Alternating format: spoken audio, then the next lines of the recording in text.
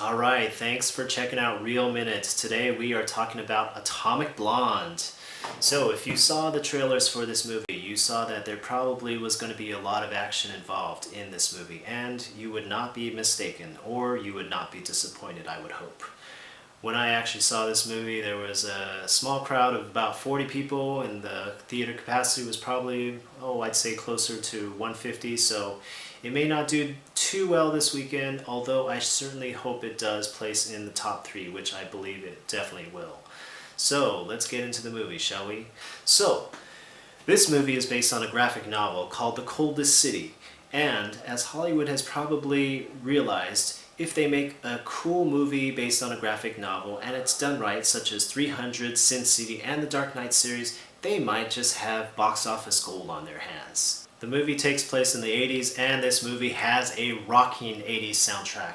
I'm a huge fan of 80s music, and I found myself tapping my toes throughout a lot of the movie when the music was playing in the background.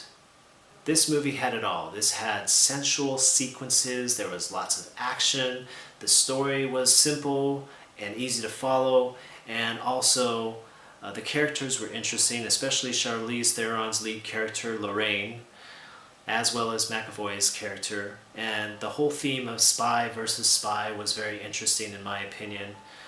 There's definitely a lot of that going on in this movie. It's told from the eyes of Lorraine, who's being interviewed by her superior after her mission. And so it's shown through a series of flashback sequences for us to get the entire story. The cinematography for this movie is absolutely amazing. The fight sequences were very reminiscent of other recent spy movies such as the James Bond series, La Femme Nikita, and also the Jason Bourne series. The camera work was pretty good where you actually got to see a lot of the fighting, and it wasn't messy camera work where it was blurry all the time. So you got a good sense of what was going on. So the fighting sequences in this movie were absolutely breathtaking and very realistic. I don't know about you, but if you've ever been in a fight or if you've ever done some sort of a sport where there's physical contact like boxing or wrestling, you will actually get pretty tired within the first few seconds to first few minutes.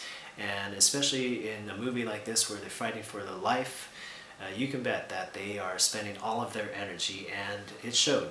They weren't people with endless stamina like in some sort of superhero movie, but they were very relatable. And that's one aspect that I liked a lot about this movie, is that you could show that Charlize Theron's character was a real human being. Yes, she had super amazing spy skills where she was very intelligent, she used foreign languages at her disposal. She also was able to display her physical prowess in her fighting, and also there were sensual sequences in this movie, but also it made her very down to earth in the way they conveyed her, and that's what I liked a lot about this movie.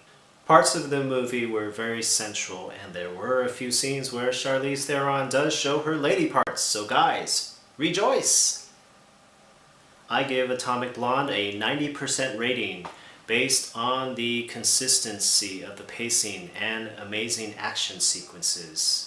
I wish they had spent a little more time on the collapse of the Berlin Wall, which is part of the plot in some regard, but it's almost thrown in as an afterthought.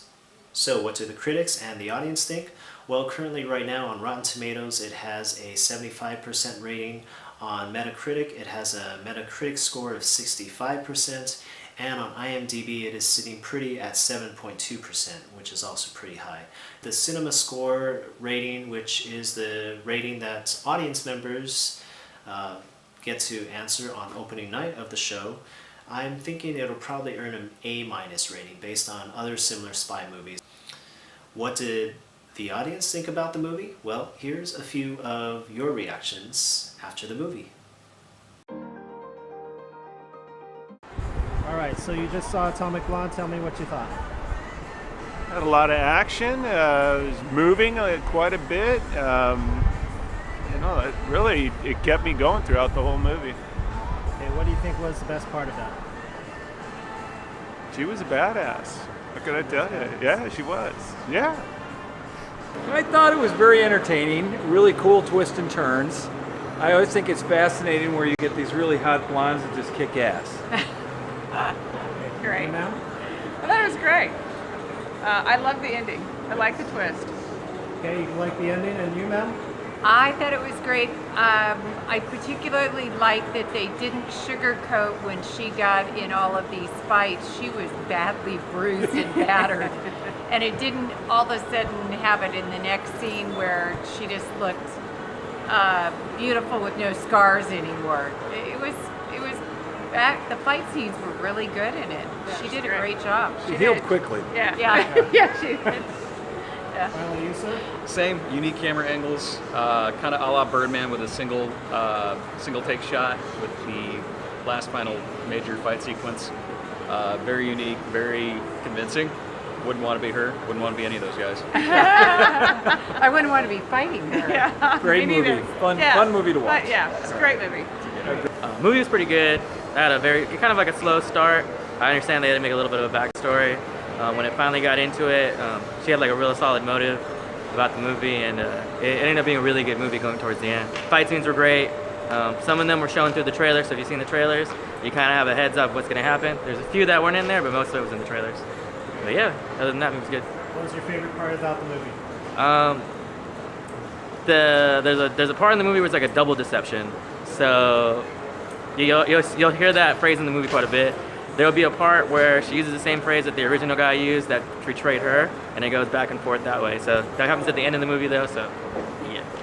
Thanks for watching my review on Real Minutes. If you enjoyed the video, please remember to click like or subscribe.